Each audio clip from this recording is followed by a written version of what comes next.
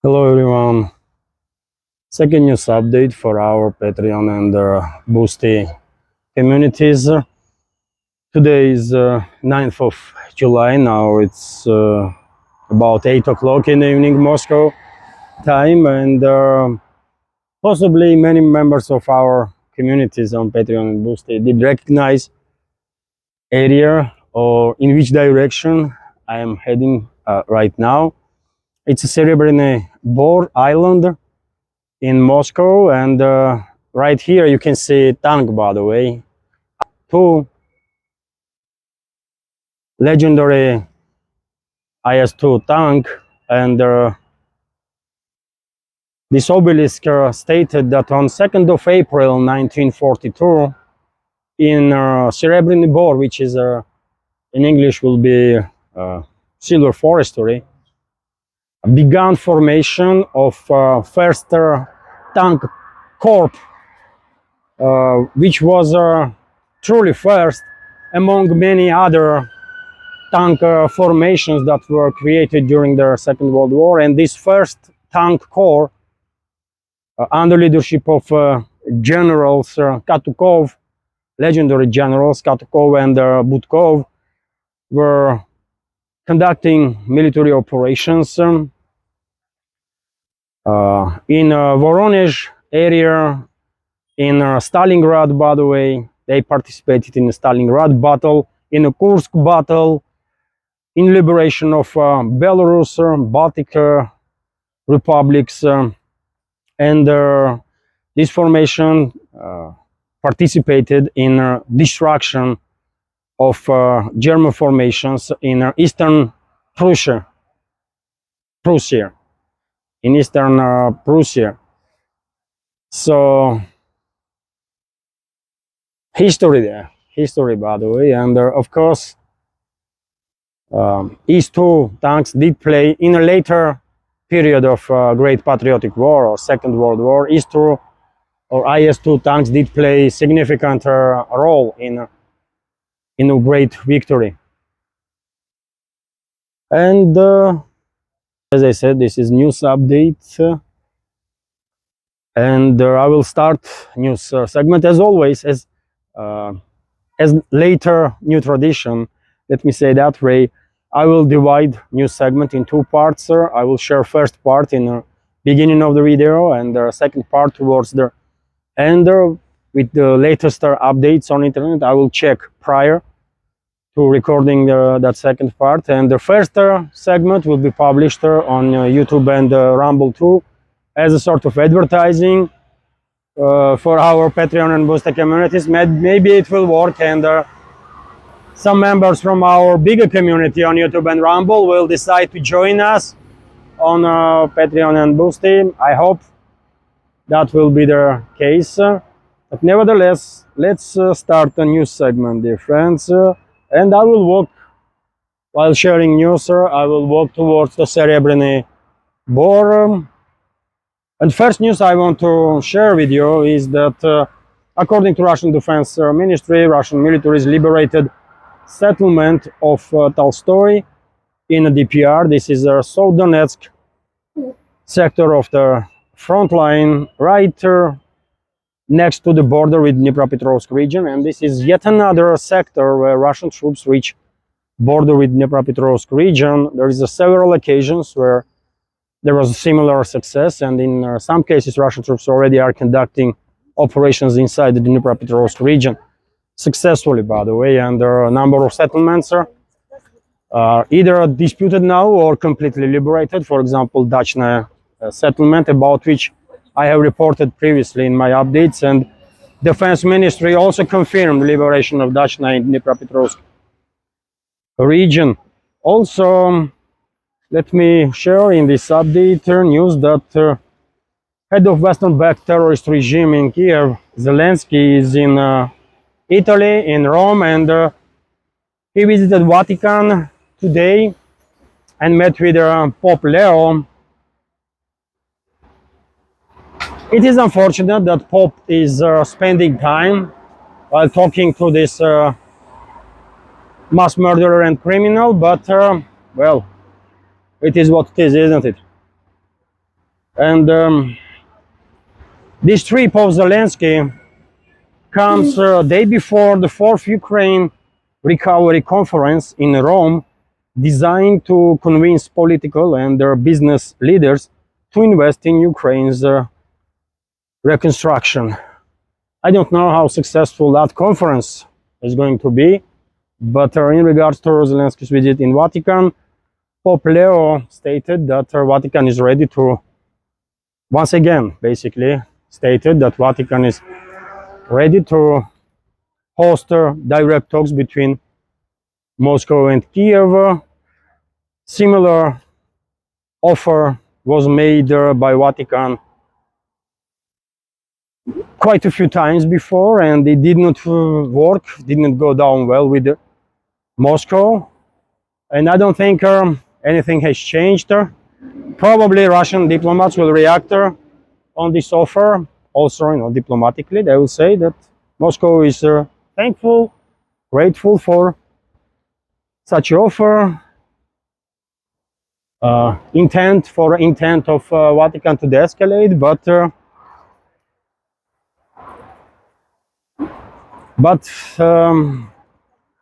most likely there are going to be no negotiations between Moscow and Kiev in Vatican for a number of reasons, by the way. I spoke about these reasons quite a few times before, and I don't think it is necessary to reiterate. Just one pointer, after all.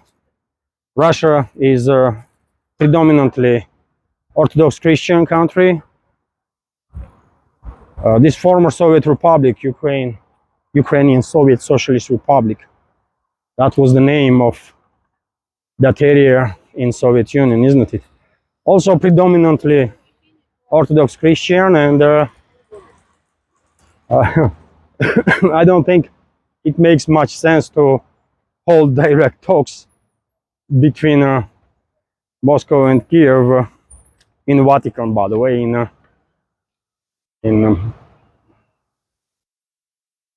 for understandable reasons, let's say.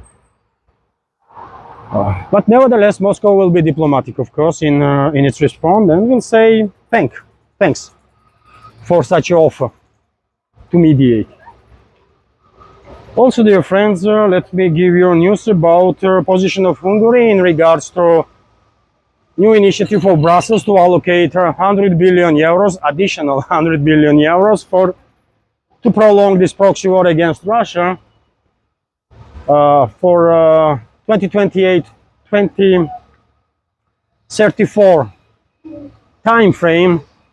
And we have a statement on this regards from Budapest. So leadership of Hungary rejected the European Union's 2028-2034 draft budget, which proposes providing 100 billion euros in support of Ukraine aimed at its conflict with Russia. Balázs Orbán, political advisor to Viktor Orbán, Prime Minister of Hungary, stated that the document prepared by Brussels meant that the EU would have to go into debt in order to fund the continuation of this war, right?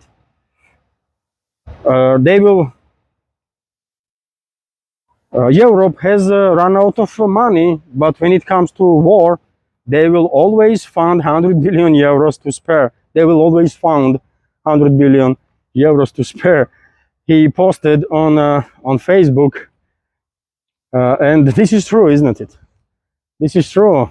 Brussels has no money for any social projects, to fund any infrastructure projects in EU, to fund EU member states. They're always whining, isn't it?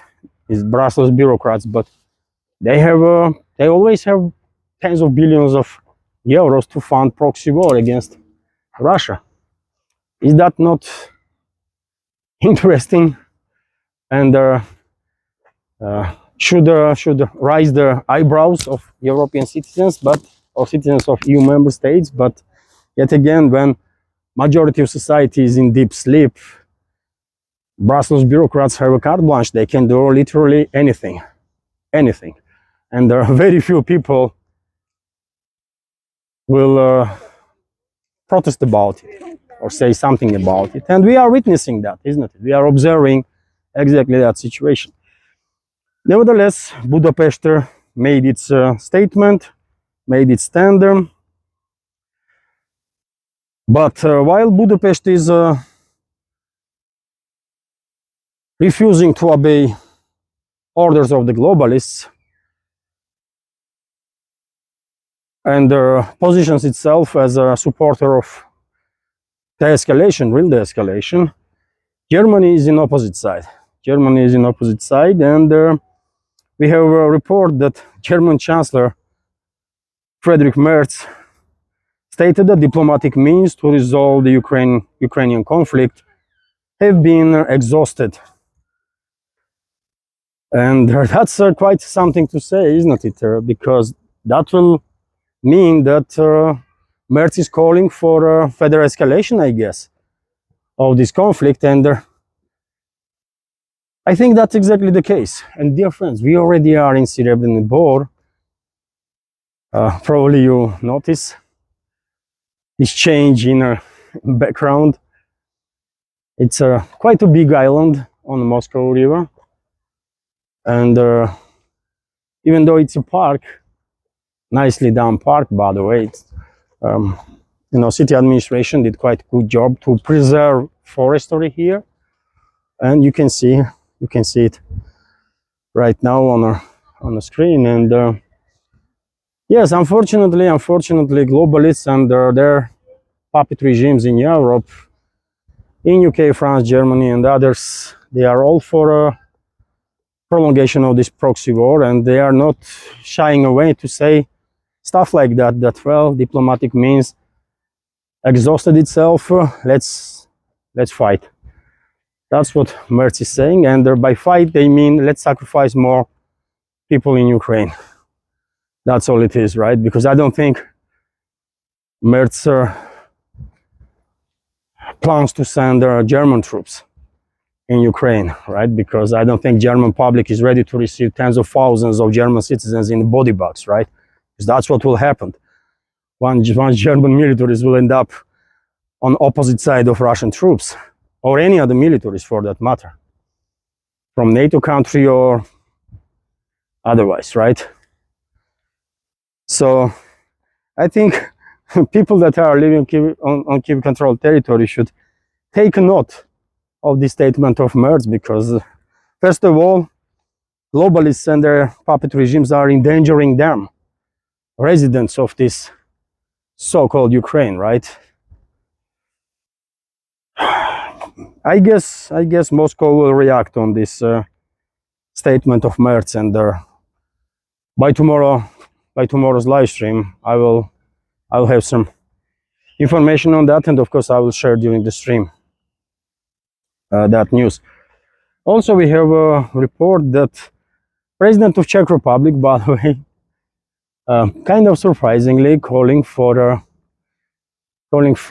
Europe to prepare for the restoration of the relationships with Russia, which is quite unexpected stuff to hear from extreme Russophobe that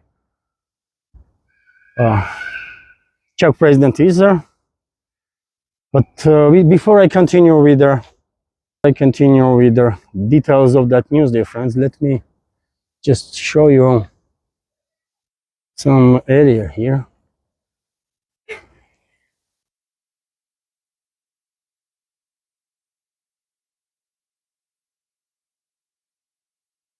It's truly wonderful.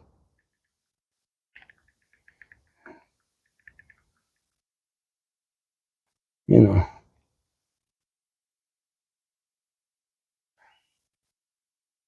it's nice. So let's continue news now, and with details of this report. So EU should engage in the talks with Russia on European security and restoring business ties once the Ukraine conflict ends. Czech President Petr Pavel has stated their comment marks notable shift from his previously hardline stance towards Moscow. As I said, Petr Pavel, president of Czech Republic, is extreme Russophobe, by the way. Extreme example of people that are sick with Russophobia. And you know what? Maybe due to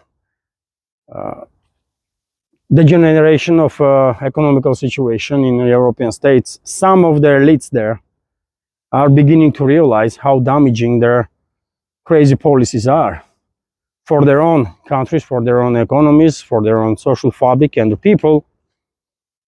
And therefore, we are seeing certain shift in rhetoric when people like even this Petr Pavel or whatever his freaking name is, even people like him are making statements that, well, Europe should get ready to, rebuild relationships with Russia, Russian economy and so on. But you know what, I think, of course, conflict will end one day.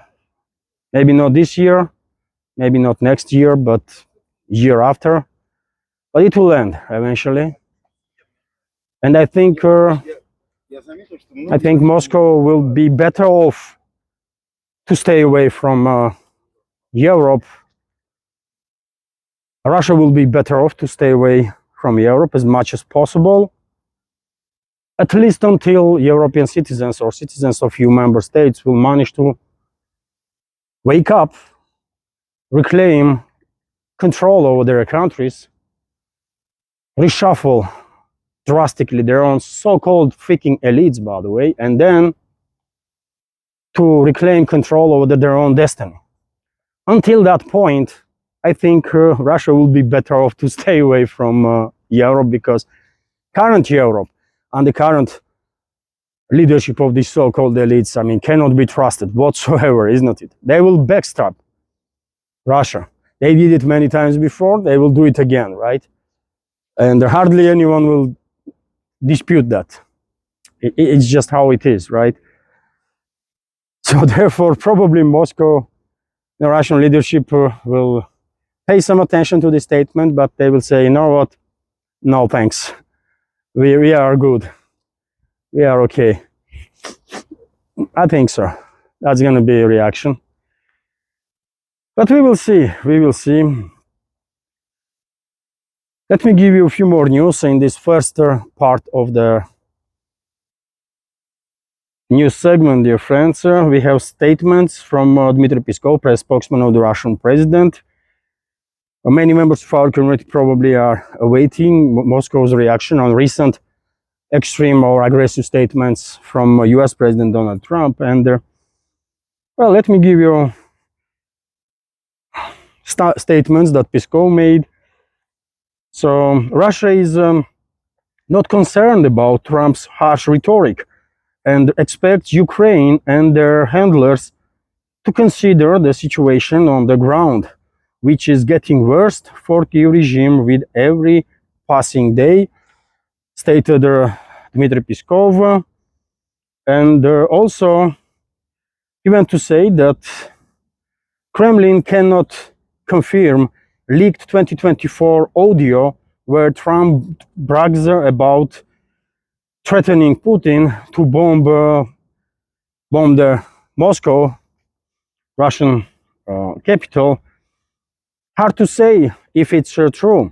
There were no phone calls back then, since the Trump was not US President. Peskov commented on this matter. And this morning, dear friends, in my first update during the live stream, I shared information about both statements of Trump that he was threatening Putin, that he will bomb Moscow, and he was threatening Chinese leader that he will bomb Beijing. And also CNN published leak of the audio in which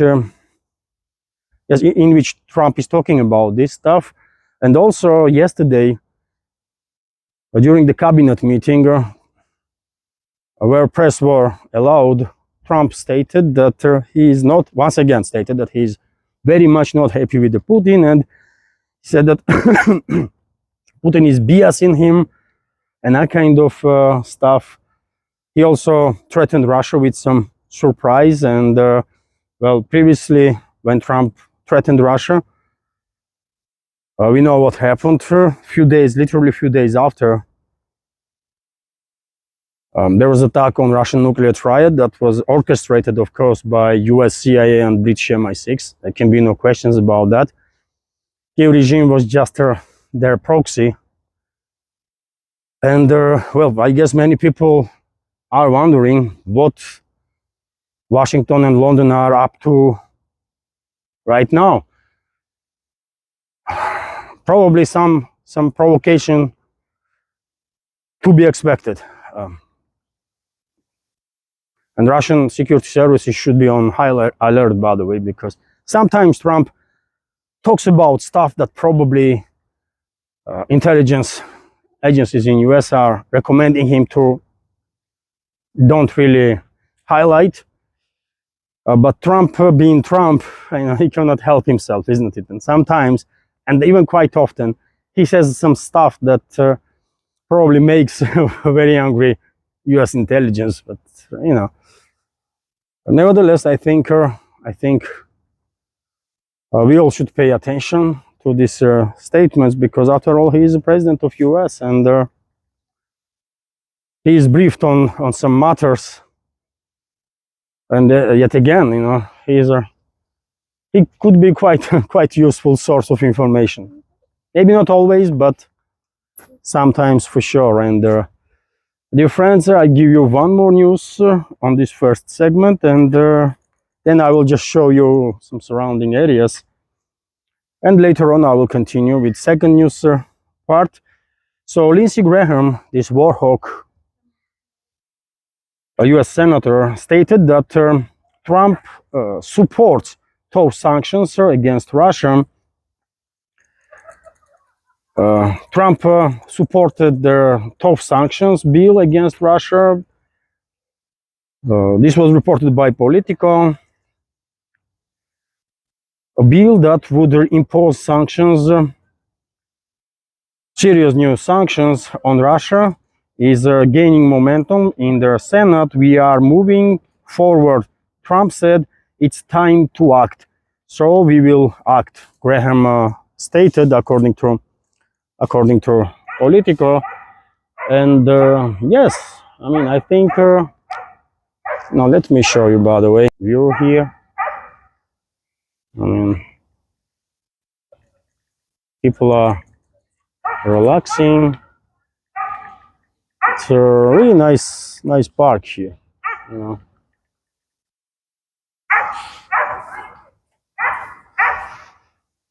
And yeah, maybe Trump meant, while saying that he has some surprise, he meant that well, this sanctions bill will be adopted, but yet again, this bill will harm not as much Russia, but US itself, because according to information that we know, this bill will introduce some 500% tariffs on countries that are partners of Russia, that are trading with Russia, especially in energy field, and these countries are China, India, and many others, right?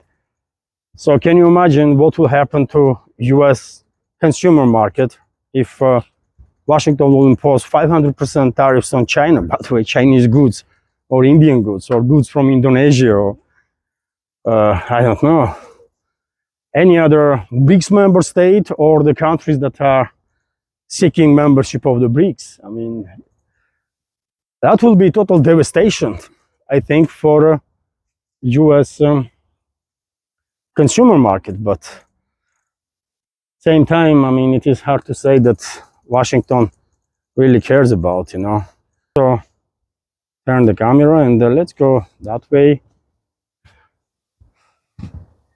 I will film from there. And so yes, this is it for the first part. For the first part of the news segment, I will publish this first part on YouTube and Rumble. And for members of our community there, I will say hello to. And well, if you can, dear friends, if you are watching this video on YouTube and Rumble, and if you like their content, if you like it, if you find it informative and useful, please don't forget to click that like button and to leave some commentary.